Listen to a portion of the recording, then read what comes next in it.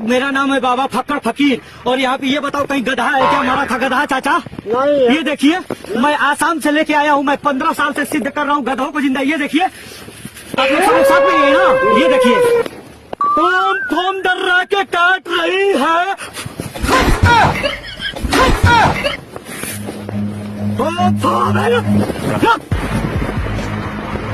तुम लोग साथ रहो ना? अरे हमारा काम कर रहे हैं हम लोग, काम करेगा तो काम होता है। फोम फोम डर्रा के काट रही है।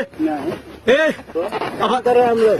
हाई पाइप तुम लोग उठाओ, अब देखो क्या होता है। नहीं। खून फेंक दोगे तुम, क्या कर रहे हो ना? हाई देखो, अरे महाराज पानी चल रहा है। चलो उठाओ एक बार, अभी देखो तुम लोग खून कैसे। बोल रहा था ना हम काम बंद हो जाएगा, आपको ऊपर नहीं जाएगा तो हम लोग को मिलेगा भी नहीं भोजन। भोजन? हाँ हम मजाक कर रहे हैं।